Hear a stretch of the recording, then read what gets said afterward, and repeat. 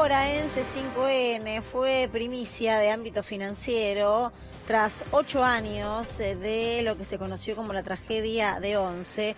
Marcos Córdoba, que era el conductor, terminó confesando y confirmando que él fue el que anuló los frenos. En el marco, de esta confesión, el abogado de cientos de heridos en el accidente, Gregorio Dalbón, recordó que él denunció desde un principio la injerencia del conductor Marcos Córdoba. Y lo tenemos en línea. Doctor Dalbón, estamos con Luciana Rubinska, soy Adrián Salonia. ¿Cómo le va?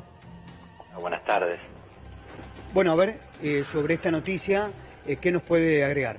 Y esta es una noticia que en soledad la trabajé durante muchos años con un grupo de familiares que en silencio me acompañan y me acompañaron durante muchos años. Fue algo que nosotros teníamos por probado, que en realidad no se podía imputar a funcionarios ni a empresarios por las muertes, que lo que se podía hacer era investigarlos por los subsidios, investigarlos por cómo estaban los trenes. Eso no había ningún tipo de inconveniente, pero no cargarle las 51 muertes. En todo caso, esas 51 muertes había que establecer si realmente habían sido producto de la imprudencia o producto realmente de algo que podría superar la imprudencia, que podría ser la intencionalidad. Después de Once pasó Castelar, que el Motorman también salió ileso, y después pasó Once-2, que fue otro tren que chocó contra el guardrail y casi termina en Plaza Miserere. La verdad que ahí empecé a sospechar absolutamente del Sindicato de la Fraternidad, empecé a darme cuenta de que las cosas no eran como pretendían venderlas y de que estaban utilizando políticamente a algunos familiares de las víctimas de Once.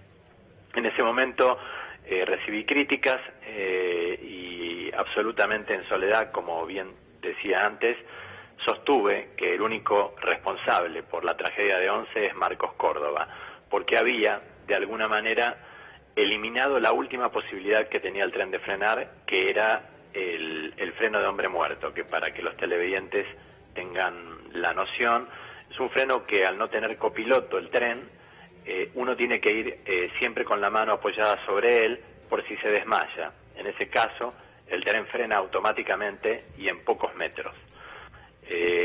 Pasó el juicio, el relato y todo lo que se utilizó políticamente la tragedia. Luego vinieron las condenas, al Motorman lo condenan, pero él nunca reconoce en ningún momento que él es el responsable de la tragedia, sino que obviamente busca ampararse en el estado de los trenes, en los subsidios, en que él era un simple trabajador, y no lo era, porque había un hombre también que tenía que manejar ese tren que murió de 5 tiros en la espalda, que se llamaba Andrada. Era la época de Estiuso, era la época de la fraternidad, era la época de Maturano. Era una época en donde investigar eso me costó que me revienten una casa en Belgrano, que queda en la calle Blanco Encalada, y que las cámaras de todas las casas de alrededor y de la ciudad de Buenos Aires no funcionaran. Era un momento muy, muy individual y solo que tuve que pasar en aquel tiempo.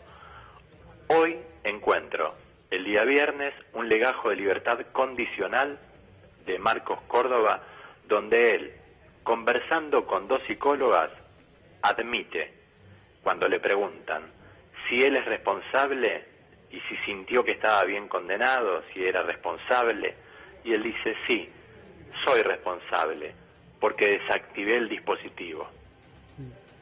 Doctor, muchas gracias por este contacto, muy amable. No, de nada, hasta luego.